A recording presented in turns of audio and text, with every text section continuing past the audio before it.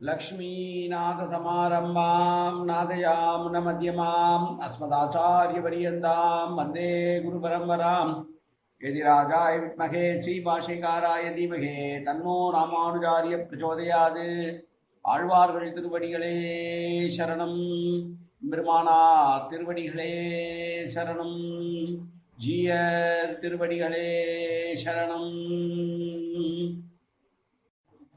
यो नित्यमच्युतपदाम्बुजयुग्मरुक्म व्यामोगतस्तदितरानतृणाय मेने अस्मद्गुरोर्भगवतोऽस्य दयैकसिन्धो ராமானுஜஸ்ய சரணம் சரணம் பிரபத்தியே நீரார் கடலும் நிலமும் முழுதுண்டு ஏலார் ஆலம் இளந்தலிமே துயிலந்தாய் சீரார் திருவேங்கட மாமலைமே யாராமுதே அடியேற் கருளாயே. இல்லாமல்ல ஏழ்மலையான் பெருங்கருணையால் 4000 திவ்ய பிரபந்த பாசுர பதிவேற்றங்களின் வரிசையில் இன்றைக்கு 2793வது நாள் பாசுர பதிவேற்றம். நம்மாழ்வார் அருளிய பெரிய திருவந்தாதியினுடைய 5ஆம் பத்திலே வரக்கூடிய 7வது பாசுரம் 47வது பெரிய திருமொழி பாசுரம்.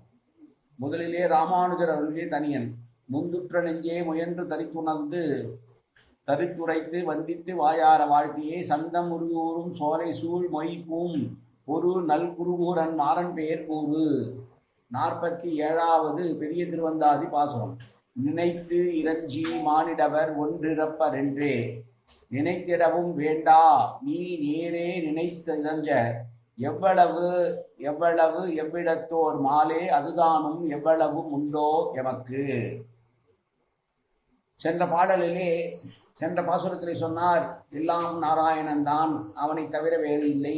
உபாயமும் அவன்தான், உபேயமும் அவன்தான். உபாயம் என்றால் அவனை அடையக்கூடிய வழியாக இருந்து அவனை அடைகிற பொருளாகவும் இருக்கிறான் என்று பேசி மகிழ்ந்தார். இந்த பாசுரத்தை உடனே பெருமாள் கேட்டாராம், அப்படி யாரும் இங்கு இருப்பதாக தெரியவில்லையே உன்னை தவிர என்று கேட்க ஆழ்வார் சொல்கிறார், எமக்கது உடைய நிர்கேதுவ கிருபையினால் கிடைத்ததென்று மற்றவர்களுக்கு அது கிடைக்கவில்லையே என்று சொல்கிறார். சர்வேஸ்வரனே, இந்த உலகத்தில் உள்ளவர்கள் உன்னை ஒரு பொருளாக நினைத்து வணங்கி ஏதாவது ஒரு அற்ப பலனையாவது வேண்டிக் கொள்வார்களா என்று நீ கேட்கிறாய். ஆனால் அவர்கள் அதற்கூட நினைக்க மாட்டேன் என்கிறார்கள். இந்த பாவிகள் அற்ப பலன்களை வேண்டி பிற தேவாந்தரங்கள் பக்கம் சென்று வேண்டுகிறார்களே அழிய உன் அருகிலே கூட வரமாட்டார்கள், வராமல் இருக்கிறார்கள். இப்படியான பின்பு உன்னையே உபாயமாகவும் உபேயமாகவும் நினைத்து தோல்வதற்கு எங்கே அறிவுள்ளவர்கள் இருக்கிறார்கள்? அப்படிப்பட்ட அறிவு உண்டாகக்கூடிய இடத்தில் உள்ளவர்களோ இருள் தரும் ஞாலத்தில் உள்ளவர்கள் அன்றோ? உன்னுடைய நிர்கேதுவ கடாட்சத்திற்கு பாத்திரமான அடியோங்கள் தான் கீழ் சொன்ன மானிடர்களுக்குள்ளான துர்புத்தி இல்லாமல் இருக்கிறோம். நீயே உபாயமும் நீயே உபேயமும் என்று இருக்கிறோம். அதற்கு காரணம் நீ செய்த கிருபைதான், உன்னையே கதி என்று நான் நினைக்கிறேன் என்று சொல்கிறார். உபாயமும் உபேயமுமாக இருக்கக்கூடிய பெருமாளை நோக்கி எம்பெருமான் கேட்டார் என்று சொன்னோம். இப்படிப்பட்ட உறுதி உமக்கு மாத்திரமே உள்ளது, மற்றோருக்கு இல்லையே. எல்லோரும் என்னை உபாயமாக மாத்திரமே பார்க்கிறார்களே தவிர உபேயமாக பற்றுகிறவர்கள் இல்லையே என்று கேட்கிறார்கள். பணத்தை கொடு, பொருளை கொடு, பெண்ணை கொடு, வாழ்க்கையிலே நல்ல வசதியை கொடு என்றெல்லாம் என்னை கேட்கிறார்கள் ஒழிய நீயே எனக்கு வேணும் என்று சொல்லுவதற்கு இங்கே ஆளே இல்லையே என்று கேட்டதாக கொண்டு அதற்கு பதில் சொன்னதாக பாசுரத்தை அனுபவிக்கிறார்கள் ஆச்சாரியர்கள். மாலே, மானிடவர் நினைத்திரஞ்சி ஒன்று இறப்பர் என்றும் நீ நினைத்திட வேண்டா என்ற முன்னணியில் நினைத்து பார்த்து உலகத்தில் உள்ள மனிதர்கள் ஐஸ்வர்யம், சந்தானம் முதலிய சாதாரண விஷயங்களையே உன்னிடத்திலே வந்து விரும்பினால் அதற்காகவாத அவர் உன்னை வந்து பார்க்கிறார்களே என்று நினைக்கலாம். அப்படியும் வரமாட்டேன் என்கிறார்கள். ஆரோக்கியம் வேண்டும்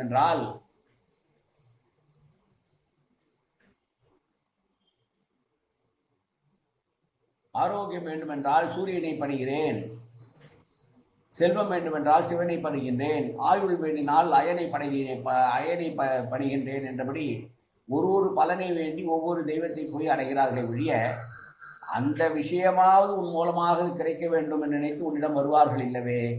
ஆகவே மானிடவர் உன்னை உபாயமாக கூட பற்றியிருக்க முடியாத போது உன்னையே அவர்கள் எப்படி உபேயமாக கேட்பார்கள் என்று சொல்கிறார்.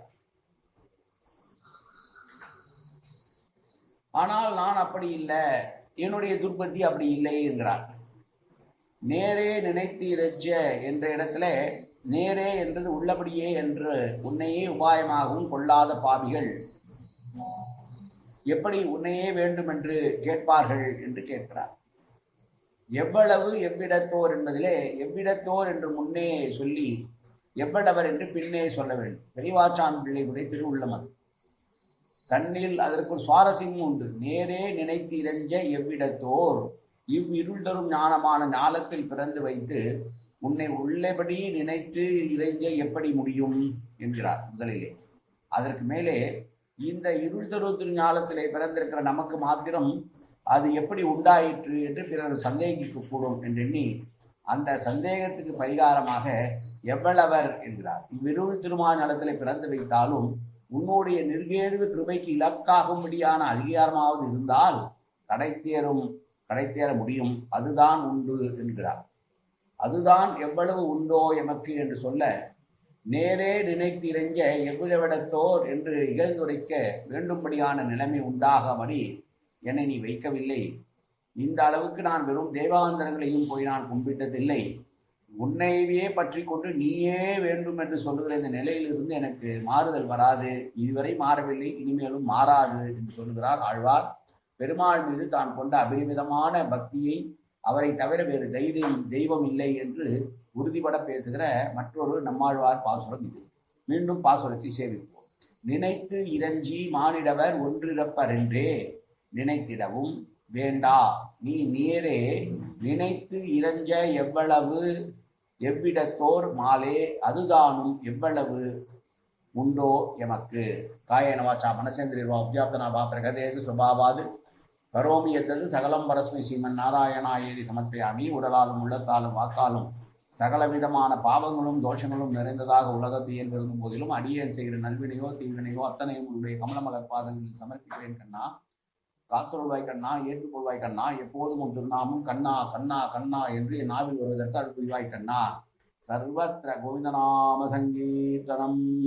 கோவிந்தா கோவிந்தா கோவிந்தா கோவிந்தா கோவிந்தா கோவிந்தா கோவிந்தா கோவிந்தா கோவிந்தா.